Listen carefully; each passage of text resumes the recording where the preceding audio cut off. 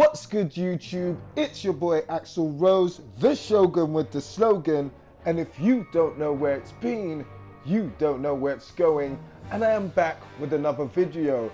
Now, it is definitely the stellar season of Star Wars, and I'm not gonna lie, I could not resist going down to see this epic movie on opening weekend, and I definitely couldn't resist coming back and telling you guys how good it was or how bad it was.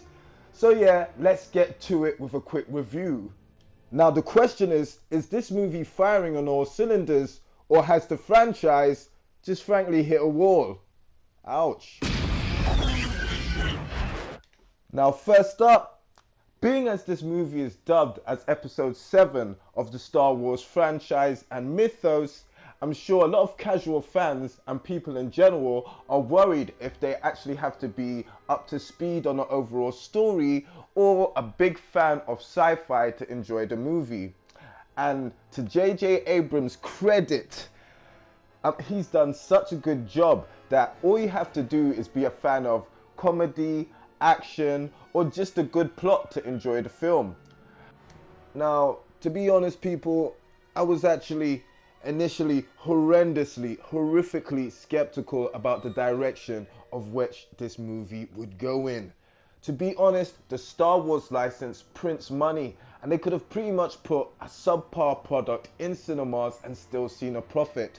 Which is why I'm so happy J.J. Abrams came with the secret spices and herb combination of great plot, great characters, great action, and great iconic scenes mixed with a little hint of nostalgia to make the ultimate cinematic gumbo, which is The Force Awakens. Woo! And it is so good, I can still taste it. Now, one of the things that really add to this movie and take it to the next level is the overall Einstein levels of genius in the chemistry between the characters. Take Finn, a stormtrooper with a conscience. Take Finn, the stormtrooper with a heart that goes rogue mid-battle, all because he can't kill a group of orphans. Or because of his conscience. One of the two. Definitely one of the two. Now, initially in trailers, I thought he was going to be reduced to the role of comic relief, but he actually has quite deep character development, and he leaves you definitely wanting more. Mid-movie, Finn forges a friendship with Pilot Bo, which you can't help feeling invested in and actually rooting for. And talking of friendships that he forges, onto the character of Rey. Now, initially, from the trailers, I was a little bit underwhelmed with this character. I suspected a little bit of a female Jedi, a little bit of a female Skywalker vibe going on. And initially, I didn't think that she had the look for the vibe, but after seeing her in action, I could totally see that she encompasses a mistress of the Force. Now, without revealing too many spoilers of the overall film and her lineage, she is amazing. The character of Rey is extremely funny, she's extremely action-packed, she's very respectable, and she's very charismatic, she's very girl power without overtly throwing it in your face.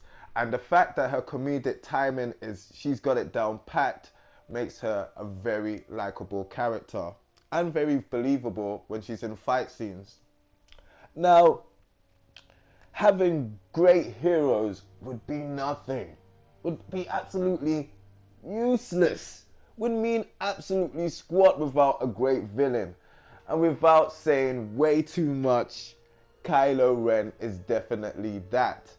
Now, his motivations seem a little bit thin from this first movie, as it seems like they was just trying to get the beginning of a universe started, but it does not stop him from being absolutely terrifying and one of the most, bone-chilling and charismatic Star Wars villains to date. That is until he takes his mask off. Yeah. But That being said, he is still one of the most terrifying villains in a Star Wars movie mythos, and he's definitely, if not the most skillful at using the Force. He's out there lifting up walls, stopping bullets mid-flight, and just making it look very cool. And he too has a sacred lineage in a Star Wars universe. Now, I've given you 2 clues. You guys better get guessing about those lineage mythos, you know what I'm saying? But anyway, he is very, very interesting and very, very terrifying. And the fact that he still has a lot of backstory and mystery adds to him completely. So yeah, definitely. Now, the overall set pieces, shooting and design was spectacular. And this movie has big budget blockbuster written all over it in neon lights and dynamite. Now, the CG in this movie is, the way it's blended with the camera work is second to none. J.J. Abrams is a very, very talented master of camera work and special effects. And the way he blends them together naturally to make the characters actually look like they are actually inside the spaceship is just, it's actually mind-boggling.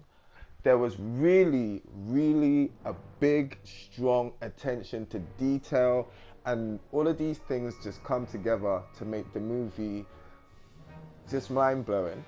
Sometimes when you're watching special effects, they seem so natural, and to burn with the cast, you don't actually think that they're actually special effects, or you don't actually think of the actual danger that the actors might have been in, running from these explosive pyrotechnics, you know, in the middle of the desert.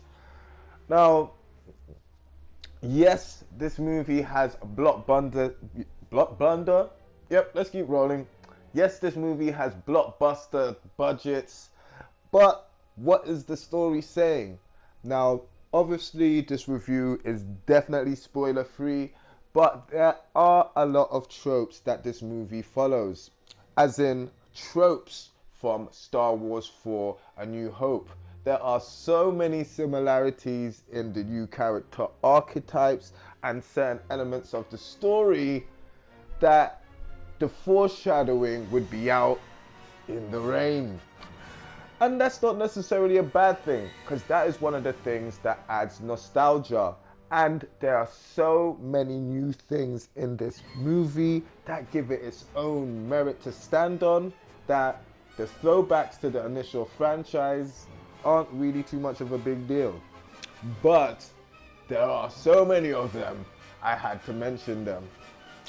Now, this movie does have a couple of plot twists that when they're around the corner you can see coming, but when things are on the horizon, should I say, you'll be surprised. And to tell the truth, this movie is what the cinema was made for.